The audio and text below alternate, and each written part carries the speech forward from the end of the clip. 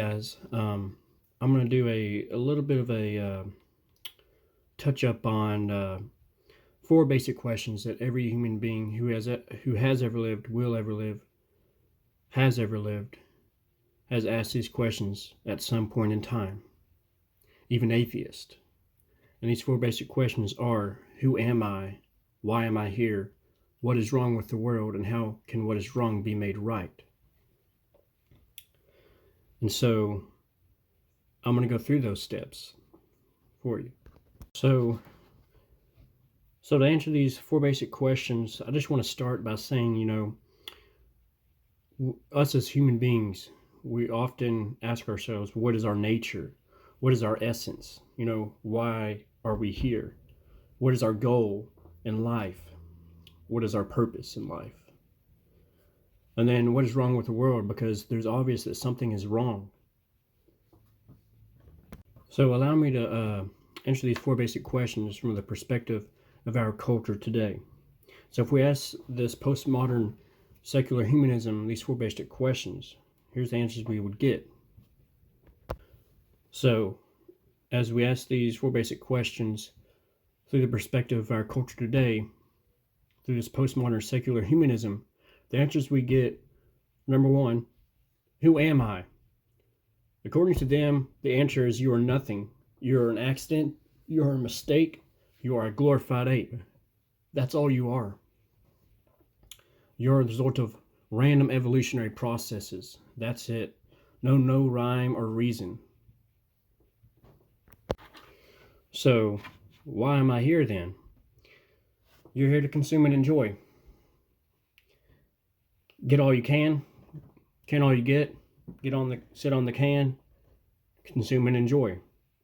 So if I have no rhyme or reason to exist, and I'm no more than the result of random evolutionary processes, the only thing that matters is if I'm more powerful than you.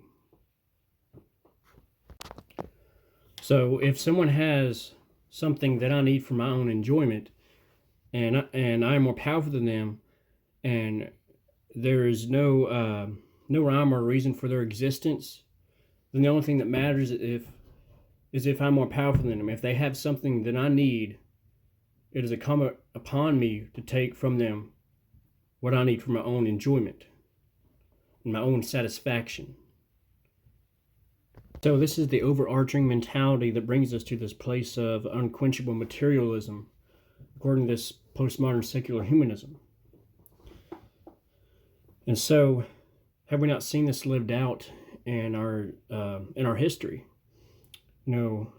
Where the logical conclusion of this kind of social Darwinism that is brought about in our culture. And so have we not seen a culture at one time say that there is one race that's further evolved than all the other races? And because the Aryan race is further evolved, it is incumbent upon the Aryan race to dominate or exterminate the other races of the world to usher in the next level of their evolution.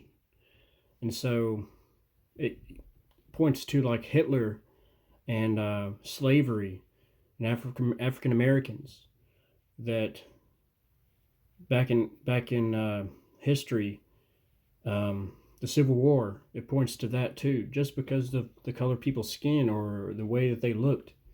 And so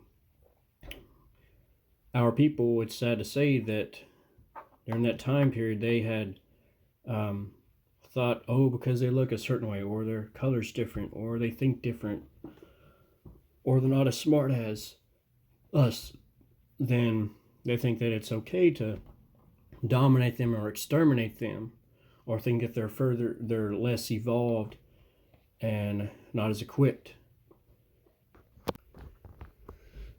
So don't look down on their scientists and their biologists who looked upon Jews as things and not as people. And in order to justify their extermination. That's exactly what our scientists and biologists do to the baby in the womb. They say all that is just an inconvenient lump of flesh. It's a shame that in this world there's that kind of evil. and it's very sad and very disappointing. And so when these postmodern secular humanism type deals, they view babies in the womb as just a lump of flesh, inconvenient, preventing the person, the parent, of being able to consume and enjoy. And there's also even more sinister is they'll say this child will be severely deformed and therefore hinder your ability to consume and enjoy. And so then again, it's so harsh. This world is just full of evilness and not what it's supposed to be. It's supposed to be God driven. It's supposed to be a world that is supposed to love one another, a world that is supposed to respect one another. There's marriages that are crumbling right now. People are cheating all the time. They have done wrong, and they need to be geared back in the right direction. And so now we're going to go to question number 2, or question number 3. What is wrong with the world? And according to him, the answer is very simple. People are insufficiently educated or governed. People either don't know enough or not being watched enough. So this is just this thought process is not the Christian view of how things are supposed to be. Well, how can what is wrong be made right? Through this postmodern secular humanism. And people say, well, we need to educate them more. Get more government. Teach people more stuff. The only problem with that is if you take a sinful, murderous human being and educate that individual, they merely become more sophisticated to destroy.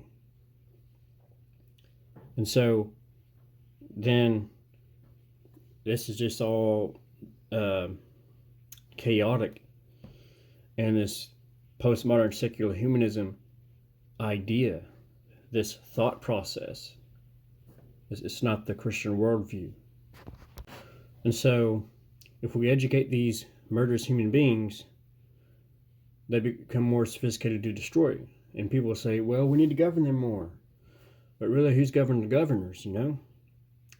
And so the answers to these questions leave those who adhere to this philosophy of thinking, this postmodern secular humanism, wanting an empty, lacking, empty and lacking type of worldview. So how then do we respond? I'm so glad you asked, and I'm going to get back with you on that one on part 2 this series.